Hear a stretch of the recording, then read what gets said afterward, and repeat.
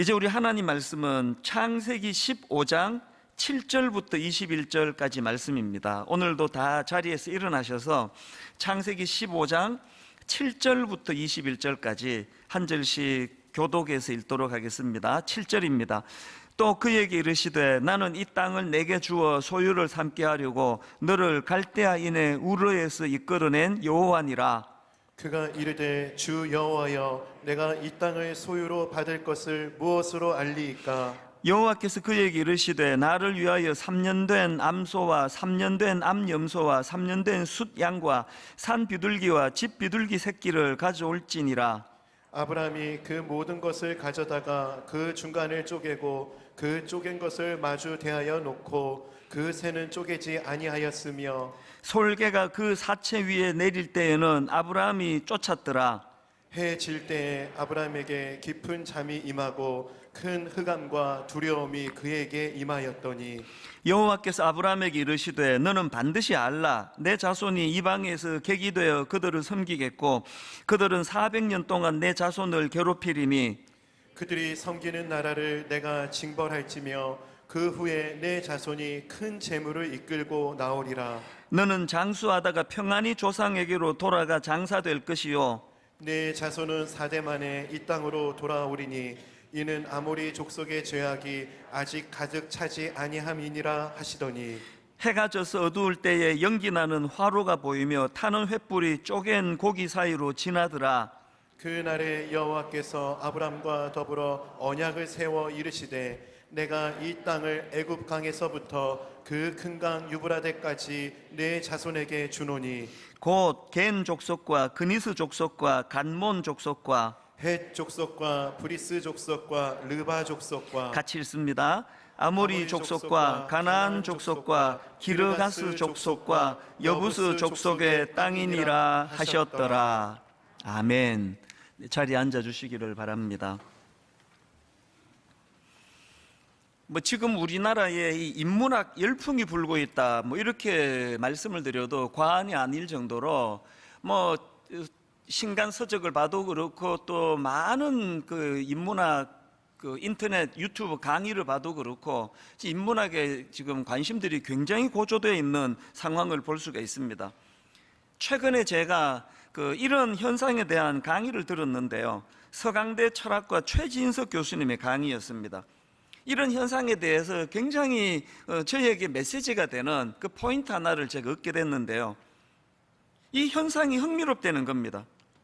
아니 지금 대학에서는 인문학이 위기를 맞았다, 신문에도 나오고 오래전부터 지금 대학은 인문학이 위기를 맞았다 그런 분석들을 하고 있는데 어떻게 지금 인문학을 전문적으로 연구하는 사람들 세계에서는 이처럼 인문학이 위기를 맞았다 이런 분석이 나오는데 인문학과는 상관없을 것 같은 기업인들 사이에서는 인문학 열풍이 부는 이유가 뭔가, 어디서 이런 현상이 일어나고 있는가, 이런 것들을 이제 설명을 하는 겁니다.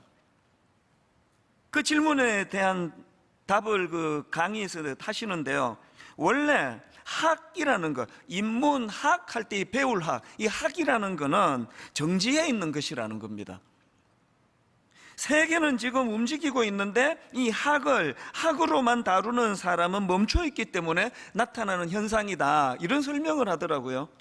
그러면서 분석하기를 지금 이 불고 있는 인문학 열풍은 전문 연구자들에 의해서가 아니라 기업인들, 사업하는 기업인들에게서 주도적으로 일어나고 있다.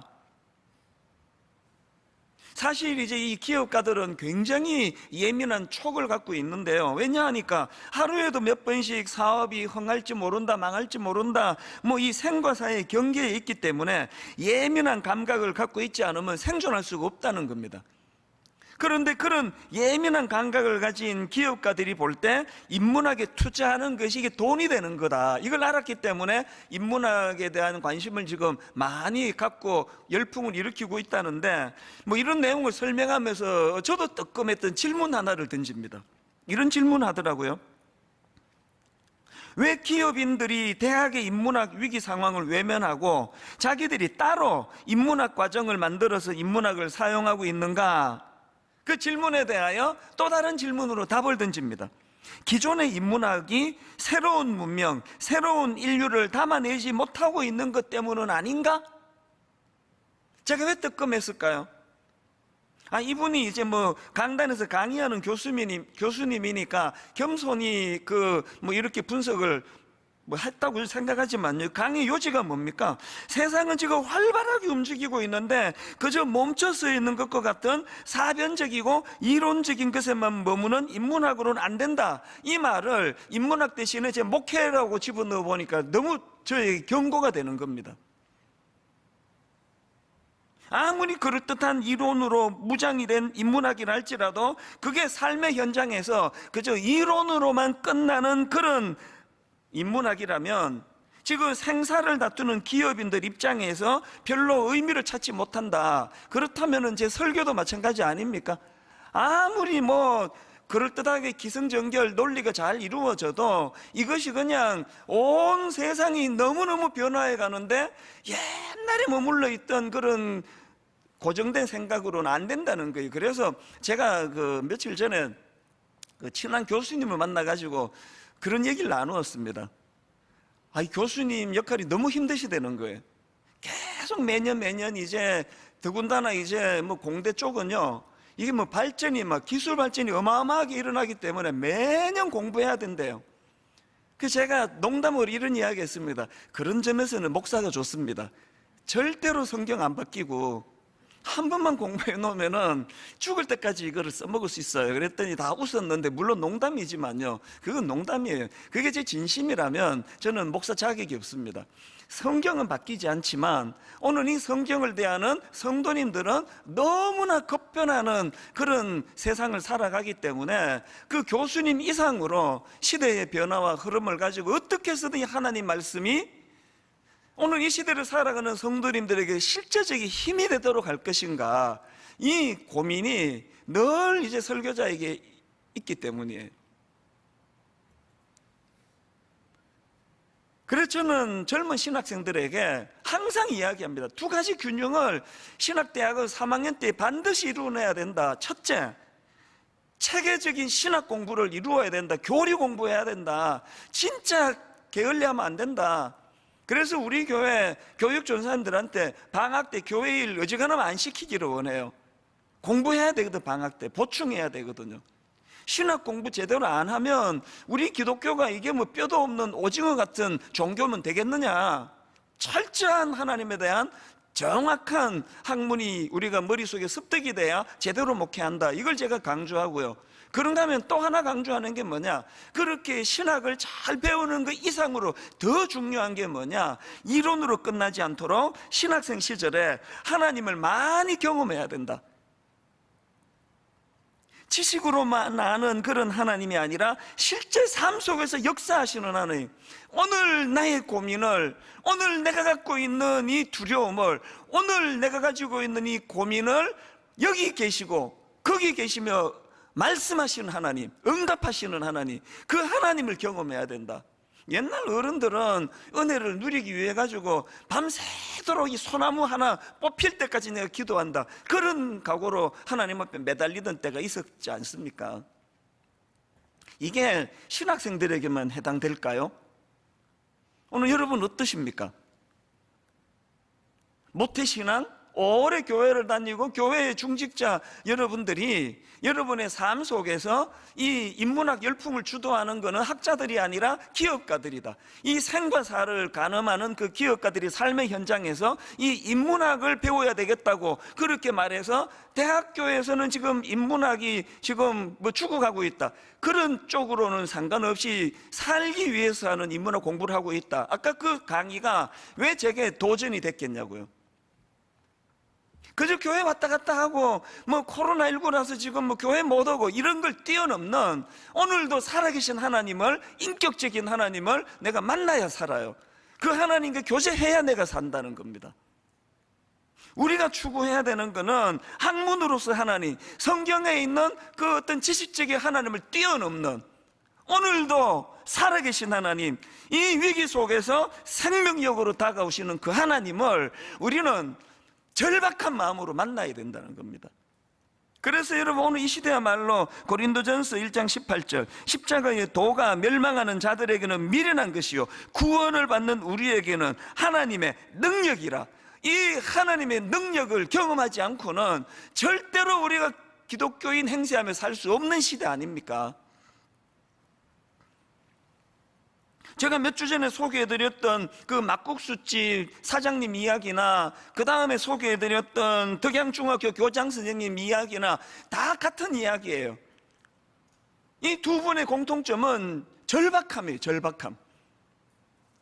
서울에서 큰 식당을 했다가 다 그거 빚지고 그렇게 하고 망해가지고 이제 이 변두리로 와서 거기에 빚내가지고 식당을 했는데 여기서 마저 식당이 잘 안 되면 우리 끝이다.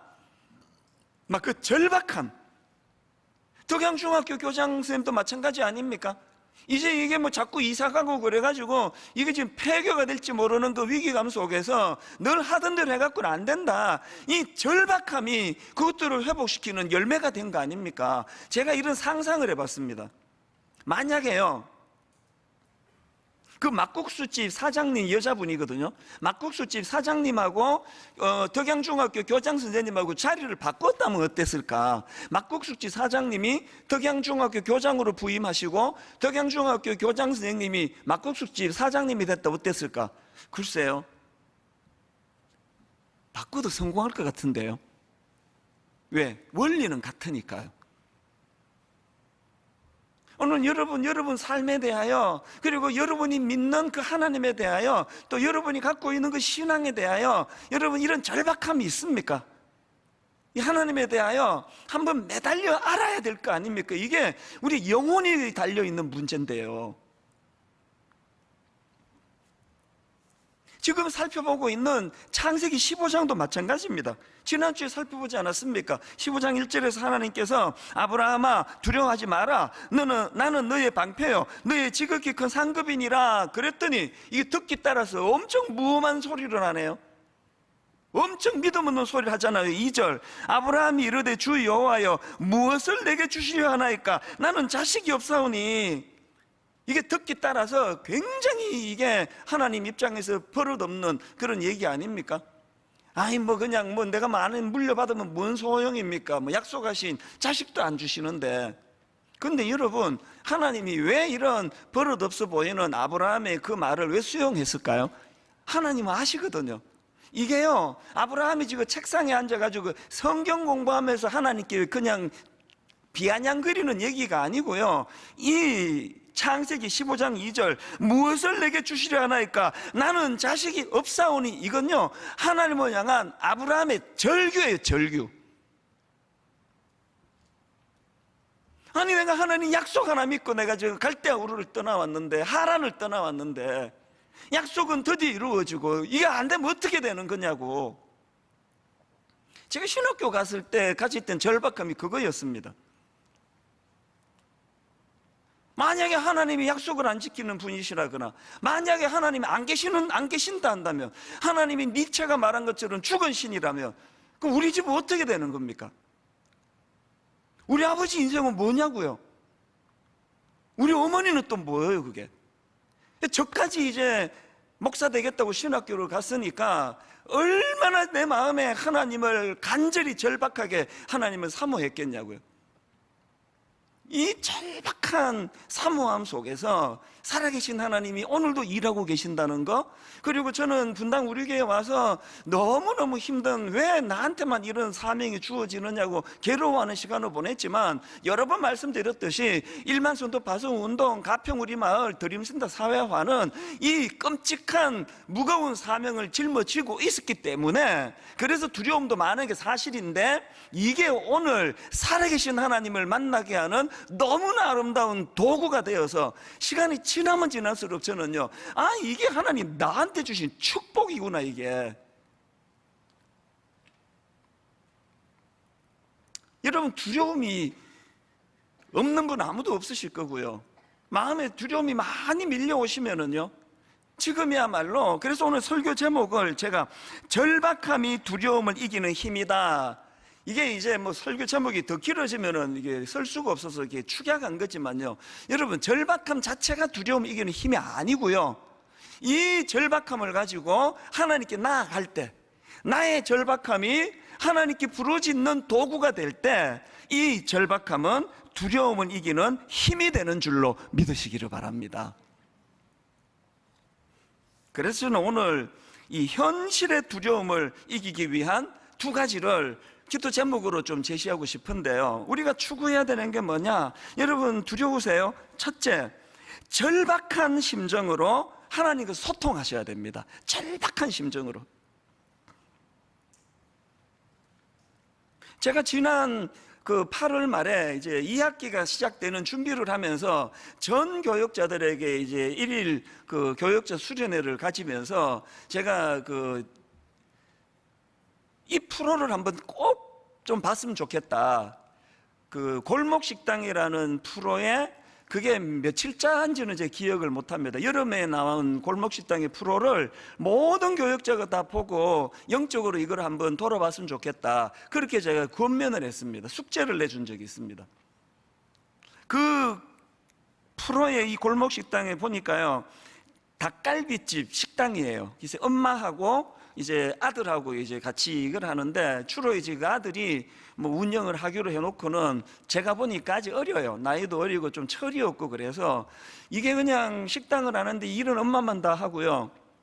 막 맨날 그 식당에 친구들 들락날락거리고, 그리고 벽에다가 여러분 다트 게임 아시죠?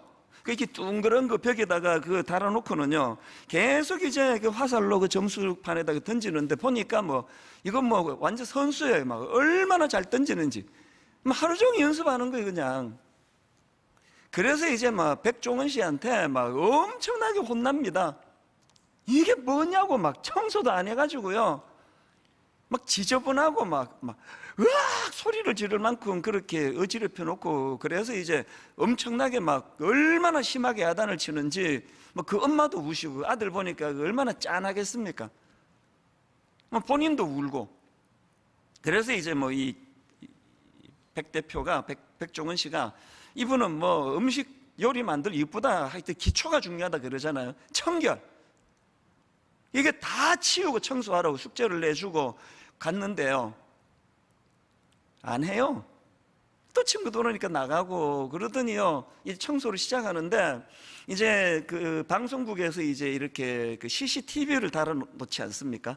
근데 이 사람이 요즘 기계가 얼마나 발달된 거를 모르는 거예요. 요즘 이게 녹화만 되는 게 아니라 말소리, 녹음이 다 되는데, 그거를 모르고는 마음의 이야기 막 하는 겁니다.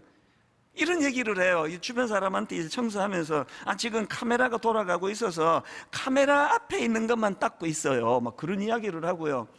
결정적인 한마디, 이게 소리가 녹음되는지를 모르고 했던 말이 뭐냐, 아까 자기가 이제 백종원 씨 앞에서 울고 했던 그 이야기를 하면서, 엄마도 울고 저도 방송용 눈물 좀 흘리고, 이게 다 나간 겁니다. 그 다음 주에 이제 진짜 민망하다. 저는 이제 틈틈이 그 골목식당을 보거든요. 저는 백종원 씨를 목회 멘토라고 생각하고, 제가 이제 영적으로 이 식당이라 생각하고 저를 돌아보거든요. 근데 이분이 이렇게까지 화를 내시는 거 나 처음 봤습니다. 정말 무섭게 화를 내더라고요. 그랬더니 이제 정말 이제 정신이 번쩍 들은 것 같아요. 눈물을 많이 흘리고, 그리고 나서 이제 신용이 아니라 진짜 이제 나중에는 음식도 달라지고 굉장히 맛집이 됐습니다. 제가 월요일만 되면 이제 쉬는 날, 진짜 지금도 계속 정신 차려야지 한번 가서 먹어봐야지 그러고 싶은데 좀 멀어서 안 가고 있습니다. 왜 이걸 제가 2학기 시작하면서 전체 교역자들이 다 이거를 보고 한번 영적으로 돌아봤으면 좋겠다 그랬을까요? 우리 목회자들이 기도해야 하는데 기도해야죠. 예배 드리는데 참여해야죠. 모든 건 다 하는데, 이게 아까 그 청년처럼 건성건성 마음이 담겨져 있고, 카메라 돌아가는 데만 닦으면 되지 이런 식으로 하면은 영혼이 다 죽는다는 겁니다. 여러분, 이게 우리 목회자들만 그런 게 아닙니다.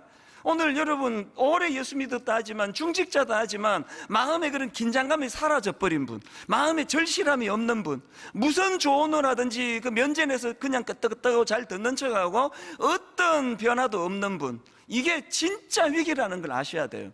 그 청년이 왜 그렇게 근성근성으로 했을까요? 왜 청년이 그렇게 근성근성으로 했느냐? 그 가게를 살려야 되겠다는 절박함이었기 때문입니다. 오늘 지금 한국교회가 위기라 그러지 않습니까? 청년들이 지금 교회를 떠난다 그러는데 그 청년들이 여러분 아들이잖아요. 여러분 딸이지 않냐고요. 오늘 우리가 진짜 회복해야 되는 건 이 절박함입니다. 여러분 잘 아는 그 성경에 나오는 에스더라는 여성이요, 지금 자기 민족이 절체절명의 위기에 처한 상황에서 그가 보여주었던 절박함 다 아실 텐데, 이 구절이요, 에스더 4장 16절. 당신은 가서 수산에 있는 유다인을 다 모으고 나를 위하여 금식하되 밤낮 3일을 먹지도 말고 마시지도 마소서. 나도 나의 시녀와 더불어 이렇게 금식한 후에 규례를 어기고 왕에게 나아가리니 죽으면 죽으리이다. 하나님은요, 이 가녀린 이 여성의 절박함을 보시고 그 민족을 구하시는 분이세요. 여러분 어떤 문제 때문에 이런 기도 부탁을 누구에게 한 번이라도 해본 적 있습니까? 3일을 우리 교회를 위하여 금식 기도 좀 해주세요. 우리나라 지금 뭐 선거를 앞두고 있다는데 우리나라를 위하여 우리 3일 동안 같이 금식 기도 합시다. 절박함이거든요. 모세도 마찬가지 아닙니까? 금송아지 사건으로 민족이 멸망당할 위기에 놓여 있을 때 모세는 그 성경에 보니까요 40주 40야를 기도했다고 기록하고 있습니다. 우리 죽기 전에 이런 지도자 한번 만날 수 있겠죠? 그런가 하면은 삼손, 세상에 하나님 주신 그 놀라운 수많은 재능과 은사들을 여자 밝히고 쓸데없는 데다 쏟아버린 인간, 그래가지고 그냥 비참한 인생이 되잖아요. 두 눈 뽑히고 절망에 빠져 있을 때 그때 삼손이 깨닫고 절박하게 구했던 기도 기억나시죠? 사사기 16장 28절. 삼손이 여호와께 부르짖어 이르되 주 여호와여 구하옵나니 나를 생각하옵소서. 하나님이여 구하옵나니 이번만 나를 강하게 하사, 이번만 나를 강하게 하사 나의 두 눈을 뺀 블레셋 사람에게 원수를 단번에 갚게 하옵소서. 그 엄청난 힘과 능력을 갖고 있을 때는 이런 절박함이 없었기 때문에 다 허비해버렸지만, 그러나 여러분 힘을 잃어버린 그런 상황이지만 그 상황을 인식하고 이번만 나를 강하게 하사라고 절박하게 부르짖을 때 하나님 너 기회 끝났어, 없어, 안 들어줘, 이러시는 분이 아니십니다. 오늘 여러분 벼랑 끝에서 있는 분 계십니까? 삼손과 같은 처지에 빠진 분 계십니까? 지금이야말로 절박하게 구할 때예요. 하나님 불쌍히 여겨주시고 이번만 나를 강하게 하사. 딱 한국 교회가 구해야 될 기도가 전 이거라고 생각하는데요.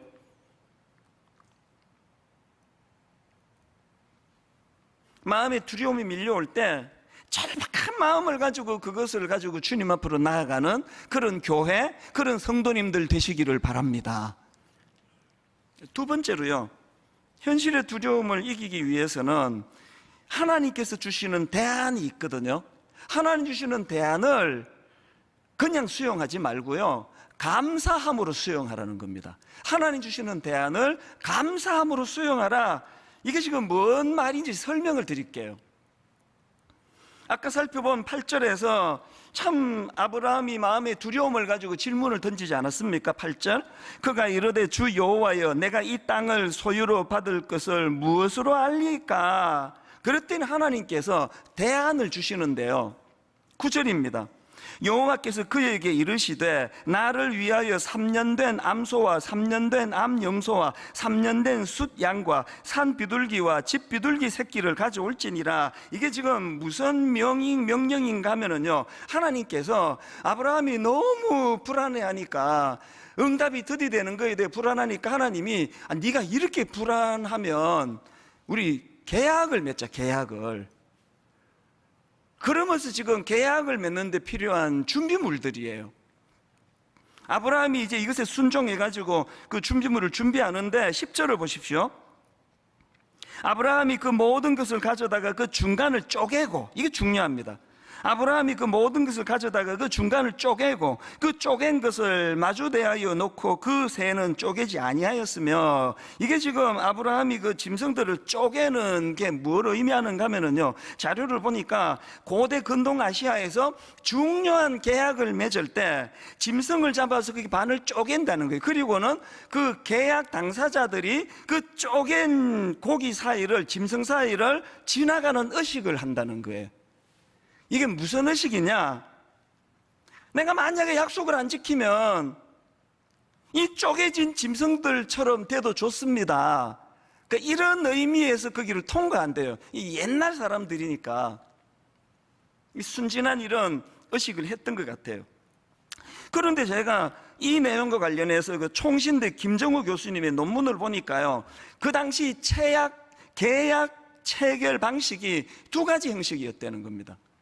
하나는요, 상호 동등한 관계에서 맺는 계약이 있고요. 우리도 이제 전세 계약할 때 상호 동등하게 이제 계약을 맺지 않습니까? 그런가 하면은 이 주종 관계로 맺는 계약이 있는데요.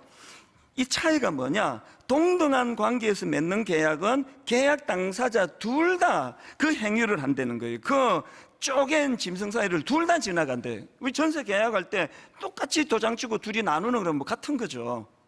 여기에 반해가지고 주종 관계에서 맺는 계약은요, 종만 쪼갠 짐승 사이를 지나가게 돼 있다는 겁니다. 왜 그러는지 짐작이 가는 거 아닙니까? 주인이 왜 지나갑니까?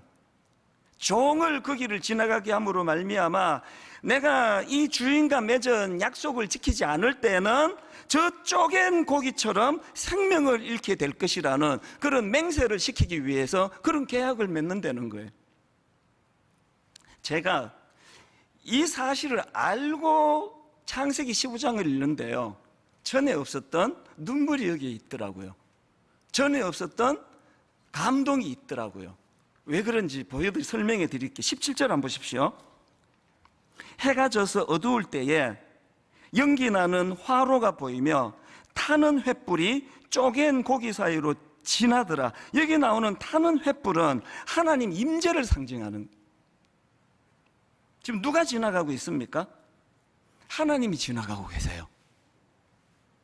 그리고 이후에 18절부터 제가 눈 씻고 찾아봐도요, 이제 네 차례다, 아브라함이 쪼갠 고기 사이를 지나가는 내용이 없습니다. 뭐가 잘못된 거 아닙니까? 주종 간의 계약을 맺을 때는 종이 지나가야 되는데 종이 주인에게 내가 약속을 안 지키면 저를 이 쪼갠 짐승처럼 죽여도 좋습니다. 그런데 지금 주인이 지나가고 계세요. 왜 은혜가 될까요? 아브라함이나 저나요, 만약에 하나님께서 이 방식으로 하나님이 먼저 지나가시고 나는 약속 지킬 거야, 그 다음에 너 지나가, 너 약속 안 지키면 어떻게 되는 알지, 그랬으면요, 아브라함이나 저나 이거는 죽음의 계약식입니다. 제가 왜 하나님의 대안을 그냥 수용하는 게 아니라 감사함으로 눈물로 수용해라고 강조하는가 하면은, 여러분 지금 막연한 미래에 대한 두려움으로 떨고 있는 아브라함을 위하여 하나님이 이 횃불 언약을 맺어주고 계시는데, 오늘날 이것이 우리에게 왜 감동이 되느냐? 여러분 갈라디아 3장 13절 이 말씀을 잊으시면 안 됩니다. 그리스도께서 우리를 위하여 저주를 받은 바 되사,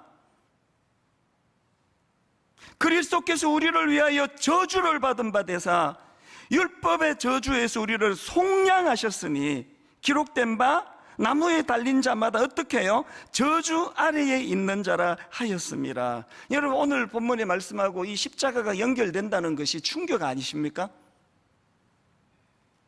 하나님께서는 아브라함이 통과돼야 될 그 쪼갠 짐승 사이를 면제해 주시는 대신에 하나님이 가셨어요. 그리고 아브라함을 위시한 우리 인간들이 하나님 앞에 범했던 이 언약, 계약을 파기한 이 행위에 대하여 독생자 예수 그리스도를 통하여 우리를 대신하여 저주의 자리로 가게 하신 사건, 이게 십자가입니다.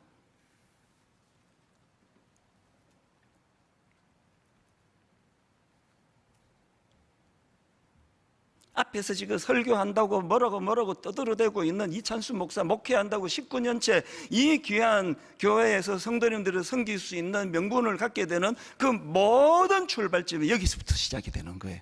자격 없는 저에게. 저는 여러분의 모든 출발이요. 그래서 지금 아브라함이 그 불안과 두려움으로 언제 궤도 이탈을 할지 모르는 그 아브라함에게 하나님이 이 놀라운 횃불 언약식을 거행해 주심으로 말미암아 끝내 참 가야 될 그 길을 묵묵히 가도록 도와주시는 그 하나님. 제가 이 찬양이요, 십자가 십자가 내가 처음 볼 때에 나의 마음의 큰 고통 사라져 오늘 믿고서 내 눈 밝았네 참 내 기쁨 영원하도다. 저와 여러분의 눈이 밝아지는 건 우리가 성경을 통통 다 통째로 외워서 되는 게 아니고요, 십자가를 통과할 때예요. 막 선한 일을 막 구제하고 막 온 내 모든 걸 다 가지고 그 사람을 구하는 일에 있어서 눈이 밝아지는 게 아니라, 하나님과 이 언약 계약에서 내가 가야 될 쪼갠 짐승을 지나가는 이 일을 십자가를 통하여 주님이 하셨구나. 사명도 마찬가지입니다. 종종 우리가 부르는 이 찬양, 한량없는 은혜 갚을 길 없는 은혜 내 삶을 애워싸는 하나님의 은혜. 한량없는 은혜의 출발이 어딘지 아십니까? 나 주저함 없이 그 땅을 밟음도 나를 붙드시는 하나님 은혜, 이렇게 부족함에도 불구하고 여전히 맡겨진 인생길을 뚜벅뚜벅 걸어갈 수 있는 원동력이 어디서 나오느냐? 이 찬양의 그 가사에서 나오는 겁니다.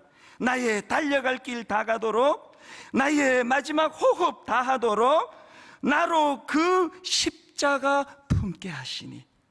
저와 여러분의 힘의 원동력은 십자가에 있는 줄로 믿으시기를 바랍니다. 여러분 많이 지쳐 계세요? 하나님의 대안인 십자가를 붙드셔야 돼요. 두려움이 많으세요? 저도 두려움이 많아요. 지금 숨기지 않습니다. 그러나 여러분이 생각하는 그 두려움하고는 내용이 조금 다릅니다. 혹시 일마수도 파수 운동이 잘 안 되면 어떡하나? 잘 안 되는 것도 하나님 은혜고 하는 뜻이라고 믿는 사람이에요. 그걸로는 하나도 두렵지 않습니다. 근원적인, 오늘 여러분 이 음란하고 악한 온 한반도뿐만 아닙니다. 전 세계를 뒤덮고 있는 오늘 이 상상을 초월하는 이 시대가 저는 두려워요. 거기에 너무너무 무력한 나 자신이 이렇게 많은 성도님들을 인도하고 있는 이 현실이 저는 너무 두렵습니다. 오징어 게임 그래가지고 그거를 제가 기가 막히더라고요. 막 대놓고 사람을 막 그냥 막 아무 잘못도 없는 사람 막 죽이고 이런, 오죽하면 미국에서 이제 애들 이거 절대 보여주면 안 된다 이런 지침이 나오겠냐고요. 이게 막 전 세계에서 그거 나올 때 1위 제일 많이 보는, 모두가 다 지금 황폐해 있는, 전 그게 두려워요. 그런데 너무 지금 손발이 잘려버린 것 같은 무기력한 한국교회, 그게 너무 두려워요. 어떻게 해야 됩니까? 하나님의 대안이 십자가 수용하는데 감사함으로 수용하는 겁니다. 지난 8월 달에요, 월드비전에서 연락이 왔습니다. 월드비전 다 아시죠? 이게 참 고맙더라고요. 뭘 제안하는가 하니까 월드비전에서 그 한국교회를 섬기는 마음으로 이제 추수감사주일 한 주 전인 6일 동안에 감사 챌린지를 통한 감사 회복 운동 이런 걸 벌이는데 아마 매년 해오는 것 같아요. 왜 저한테 연락이 왔느냐? 올해는 이제 월드비전에서 이런 감사 노트를 이제 제작해서 배부를 하는데요. 그 목사님 책 감사라는 책을 좀 가지고 이거를 만들고 싶습니다. 그리고 분당 우리 교회에서 쓰고 있는 감사 노트 153을 잘 편집해서 이제 이거를 좀 쓰고 싶습니다. 이게 이제 제작권 문제가 있으니까 허락을 맡으려고 연락이 온 거예요. 당연히 허락하죠. 이게 제 겁니까? 하나님 거죠. 괜찮다고. 그 8월 달 일이에요. 그래서 이제 인터뷰도 하고 다 끝났고요. 저는요, 제가 출연했기 때문에 이거 우리 교회에다 쓰면 안 된다는 생각을 좀 강하게 갖고 있습니다. 그거 제 일이지. 그래서 이제 이거를 같이 좀 이제 했으면 좋겠다 할 때 사양했습니다. 우리는 또 우리대로 계획이 있다 그랬는데 한 두석 주쯤 됐는데요, 새벽에 하나님이 제 마음에 이거 회복해야 된다. 지금 코로나19로 2년 가까이 지금 시달리고 있는 성도들이 남은 11월, 12월 감사로 이거 회복 운동이 벌어져야 된다. 그리고 1만 성도 파송 운동 지금 비록 코로나 상황 때문에 내년 상반기로 연기됐긴 했지만 이 코앞에 있는 거 아니냐. 이게 억지로 막 불평하고 분노하고 이러면서 할 운동이 아니라 감사하면서 자발적으로 일어날 수 있도록 해야 된다. 그래서 제가 연락을 했어요. 다시 월드비전에. 그랬더니요, 진짜 고맙습니다. 이 책자를요, 한국 교회를 위해서 원하는 교회마다 배부해 주려고 10만 부를 제작을 했대요. 그리고 저희 교회 뭐 성도가 작지 않은데요, 넉넉히 쓸 만큼 무료로 다 보내줬습니다. 그래서 저는 이게 하나님 뜻이라 생각하고 이제 다락방에서 이제 여러분 가정에서 감사를 회복해야 돼요. 여러분 코로나 때문에 눌려있던 이것들을 떨치는 것은 하나님에 대한 예수 그리스도 십자가 이 대안을 가지고 감사의 문을 열고 가야 돼요. 결론을 저는 지난 주 중에 이게 이렇게 팍 스파크처럼 하나님이 또 올려주셨는데요, 이 설교를 준비하고 대화하고 그러다가 보니까 오래전에 여러분 그 골판지 간증 기억하십니까?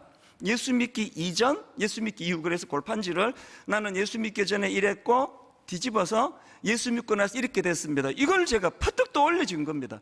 그래서 그 영상을 보는데요, 마음이 정말 먹먹해지는 겁니다. 오늘 그 영상을 보시면서 이 설교를 마음으로 좀 정리하시는 그런 시간이 되시기를 바랍니다. 같이 보시겠습니다. 아이에게 집착하며 평온함이 없는 그런 삶을 살았습니다. 그러나 이제는 나의 삶의 주관자 되신 하나님께 모든 것을 맡겨드리며 자유함을 누리며 살아갑니다.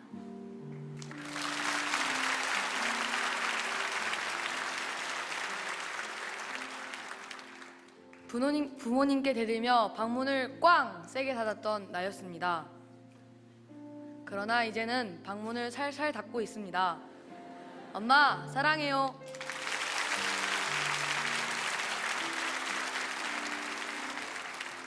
어린 시절 유흥 없이는 살 수 없었던 나. 이제 예수님 알고 예수님 없이는 살 수 없는 제가 되었습니다.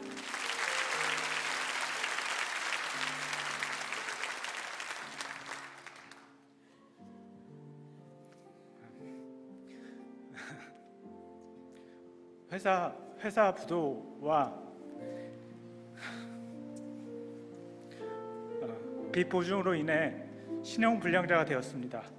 그리고 지체 장애자가 되어서 삶의 희망을 잃고 자살 충동에 시달렸습니다. 만남의 축복과 공동체의 보살핌 아래서 다시 희망을 찾고 뚜렷한 목적을 가지고 살게 되었습니다.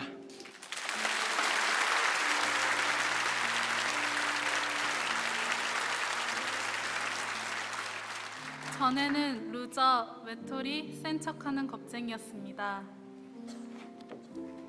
이제는 예수님 안에서 내면이 강한 청소년입니다.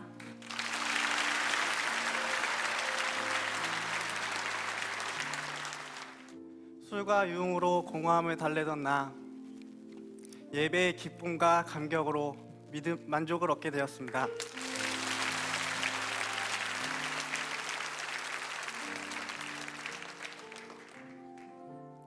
올해 초 폐암 사기 6개월 시한부 인생을 선고받았습니다. 그러나 저는 분당 우리 교회 앞으로 7년을 함께 꿈꾸고 있습니다.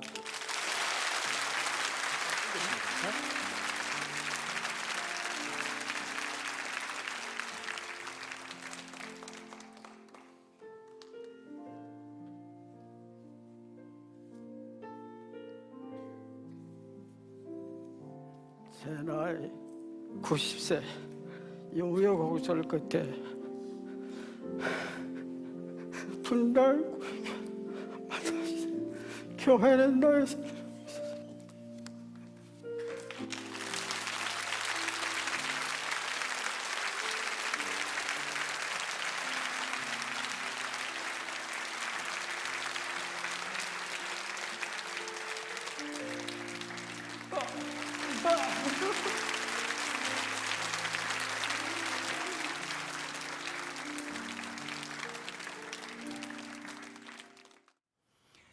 지난주 중에 이 설교 말씀을 다듬고 준비하다가 불쑥 저 골반지 간증 영상이 또 올려졌는데 그걸 찾아서 제가 보면서 어린 중고등학생부터 시작해서 저 할아버지에 이르기까지 예수 그리스도의 십자가가 그 인생에 어떤 영향을 미쳤는가를 보면서 너무너무 가슴이 뜨거워졌습니다. 여러분, 저기 아까 간증하신 짧은 영상에 나오신 분들 중에 두 분이 천국 가셨거든요. 우리 임성적 집사님은요, 매주 목요일마다 노숙인들을 위하여 그 바퍼 이 봉사를 한 번도 빠뜨린 적이 없으세요. 그렇게 주님 사명을 가지고 그것도 기쁘게 행복하게 그 일을 행하시다가 그렇게 주님 품으로 천국 가셨고, 맨 마지막에 나오셨던 우리 어른 강충봉 집사님 올 3월에 천국 가셨습니다. 96세로 제가 병상에서 몇 번 찾아뵙고 또 그 마지막의 과정을 지켜보면서 아내 되시는 권사님이 너무나 평온한 가운데 이게 하나님의 대안, 십자가, 그 십자가를 감사함으로 수용하는 자들의 모습입니다. 오늘 저는 이 찬양으로 오늘 설교 마무리를 하기 원하는데요, 찬송가 310장입니다. 아, 하나님의 은혜로 이 쓸데없는 자 왜 구속하여 주는지 난 알 수 없도다. 우리 가사를 생각하시면서 오늘 설교 말씀, 하나님에 대한 십자가, 하나님 그 쪼갠 짐승 사이를 하나님이 가신 그 은혜가 저를 저되게 했습니다. 가사를 기억하며 함께 찬양하기 원합니다.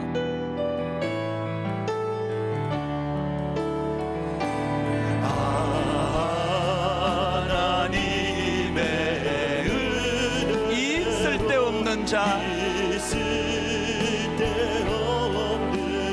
왜 구속하여 주는지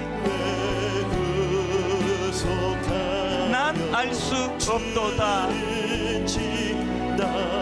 우리 다시 한번 감격을 가지고 이렇게 선포합니다. 아, 하나님의 은혜로 이 쓸데없는 자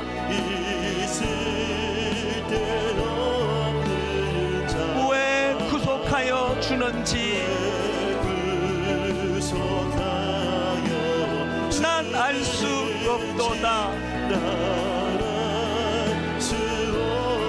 내가 아는 한 가지, 내가 믿고 또 의지함은 내 모든 형편 아시는 주님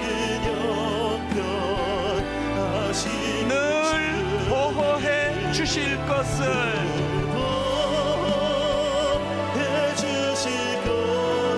나는 확실히 아네.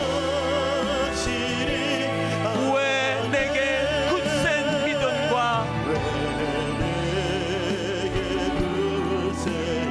또 복음 주셔서 마음에 두려움이 있을 때 주님의 십자가 앞으로 나아가기 원합니다. 내 마음이 항상 편한지 말할 수 없도다. 내가 아는 한 가지, 내가 믿고 또 의지하고 내 모든 형편 아시는 주님,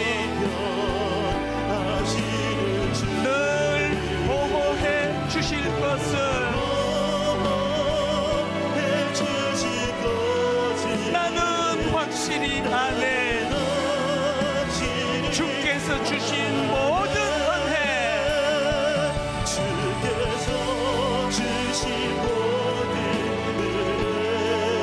나는 말할 수 없네. 내 영혼 즐거이 주 따르렵니다. 주께 내 삶 드립니다. 오직 주의 사랑에 매여 내 영 기뻐 노래합니다. 이 소망의 언덕 기쁨의 땅에서 주께 사랑 드립니다. 십자가로 말미암아 오직 주의 임재 안에 갇혀 살아계신 하나님을 만나고 대면하기 원합니다. 내 영 기뻐 찬양합니다. 이 소명의 언덕 거룩한 땅에서 주께 경배드립니다. 주께서 주신 모든 은혜,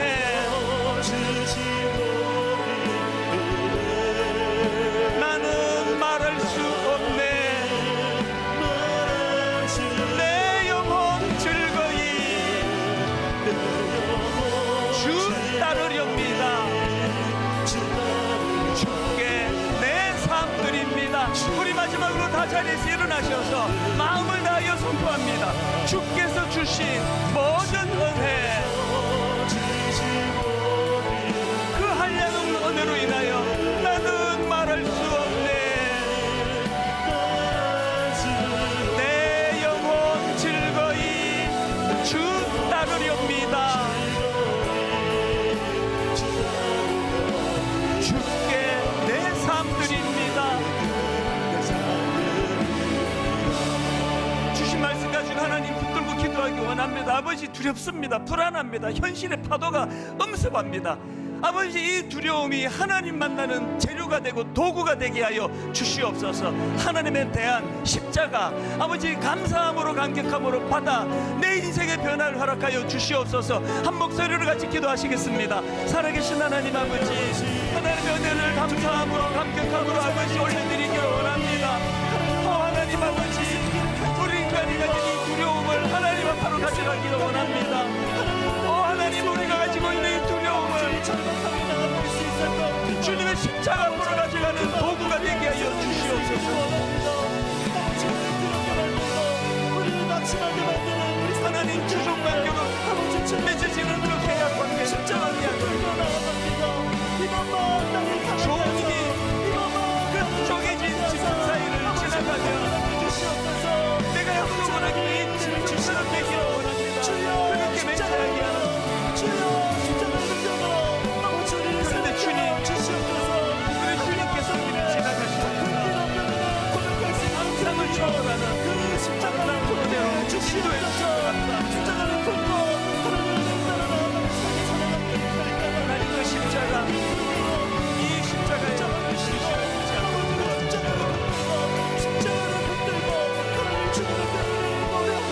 하나님 믿음으로 나아가고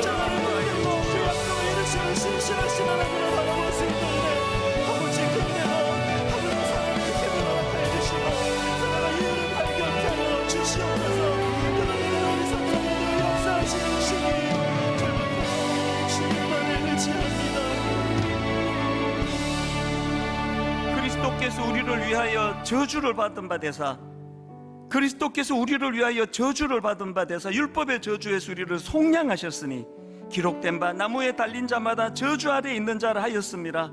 오 하나님 아버지, 우리가 당해야 될, 우리가 겪어야 될 그 모든 저주를 주님이 십자가로 다 가져가셨기 때문에 어떤 경우라도 하나님, 우리는 저주받은 인생이 아닙니다. 우리는 하나님 복의 통로가 되었습니다. 사단이 끊임없이 우리를 열등감의 자리로 몰고 가려고 할 때, 사단이 끊임없이 우리를 죄책감의 자리로 몰고 가며 너는 저주받은 인생이라고 속삭일 때에 아버지 십자가를 내밀면서 아브라함이 주종의 관계, 종으로서 그 쪼개진 짐승을 통과해야 되는 죽음의 언약식을 해야 되는 그 상황에 하나님이 그 길을 지나가셨다는 이 감격이 우리 삶에 놀라운 감사가 되고 또 뚜벅뚜벅 길을 걸어가게 만드는 능력이 되고, 누가 나를 뭐라고 함부로 판단하고 정죄한다 할지라도 나는 저주받은 인생이 아니라 십자가로 하나님의 복의 통로가 된 존재, 나는 복이 된 존재라고 선포할 수 있는 그 은혜의 길로 인도하여 주시옵소서. 지금은 미디어 선교를 위한 헌금 시간입니다. 이 예배를 통해 삶 가운데 은혜와 회복이 충만하시기를 간절히 기도합니다.